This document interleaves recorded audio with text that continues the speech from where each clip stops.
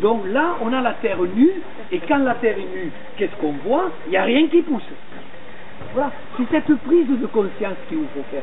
Et maintenant, je vous explique. Revenons à un arbre fruitier. Hein. On va supposer que ça, on va imaginer que ça c'est un péché. Hein. Ce péché, il a la cloque tous les ans. Hein. Donc lui, sans me chercher à comprendre, je vais mettre du broyat à l'aplomb extérieur des branches sur 30 cm. Pourquoi 30 cm? Et je vous explique pourquoi. À cause de ce que je dessine. C'est quoi ce que je dessine? Les vers de terre.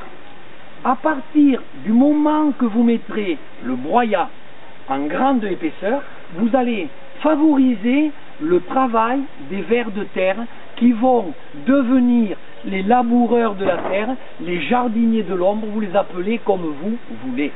Mais pourquoi ils viendront travailler sous ce broyat?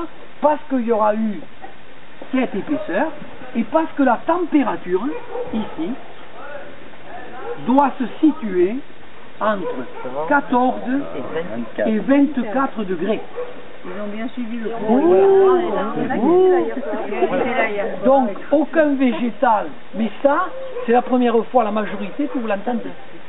Personne ne vous l'a dit. Donc, quand je suis allé dans le jardin, et le gars il me dit, mais ça fait longtemps, ça fait 30 ans que je paille. Hein, et j'arrive pas au résultat que tu dis. Je regarde, je vais dans son jardin, épaisseur de la paille, 2 doigts. Automatiquement, il n'aura jamais ça.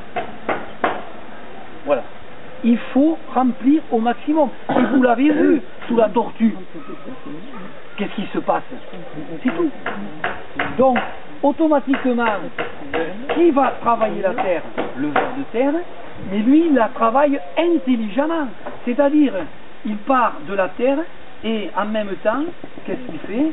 Il fait une galerie qui permettra, lors de la pluie, du moment qu'il y a broyat, au lieu de lessiver là où il n'y a plus d'herbe, et quand il va pleuvoir, cet humus qui était là va disparaître, va partir dans le ruisseau, partira à la mer, etc.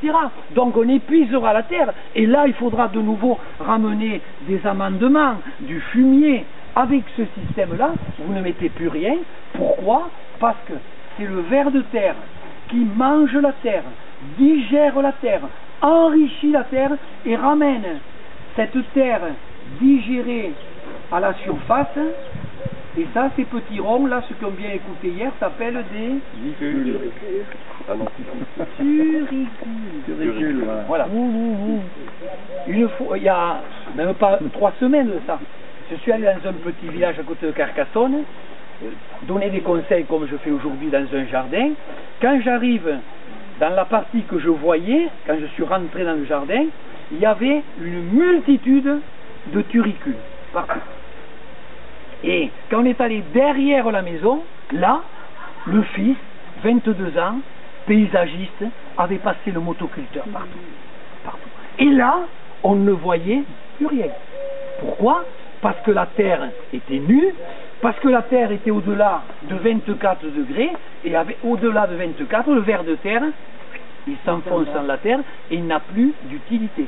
Alors, dites-vous bien une chose, vous êtes des jardiniers amateurs, respectueux de la nature, et vous n'êtes pas là, vous ne jardinez pas, je le suppose, la majorité des gens qui sont ici, vous n'êtes pas là pour faire du rendement, pour avoir des tomates comme ça, des légumes énormes, qui apportent, à fin de compte, quand vous les mangerez, ils vous apporteront rien, et si vous avez mis des engrais, des désherbants, etc., eh bien vous empoisonnerez, etc.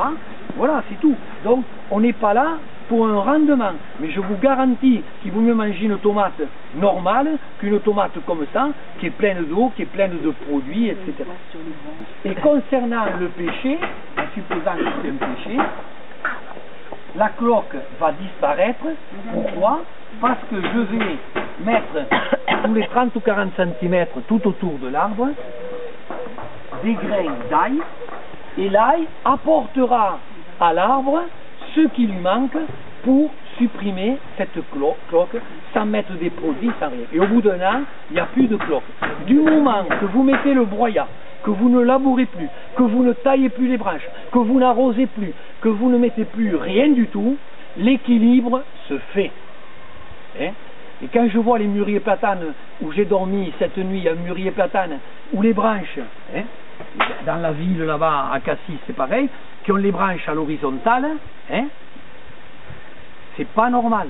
Une branche à l'horizontale, vous la mettez en difficulté. Pourquoi? Parce qu'au lieu d'avoir, si on coupait la branche, au lieu d'avoir un cercle, qu'est-ce qu'on a? On a ça. Parce qu'on a mis la branche à l'horizontale, les intempéries ont fait ce trou.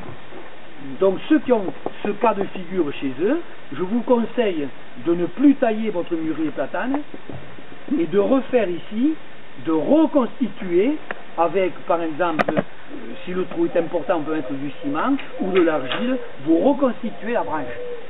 Et vous ne le taillez plus. C'est compris, monsieur Benoît? Voilà. Donc je m'arrête un peu. Est-ce qu'il y a des questions?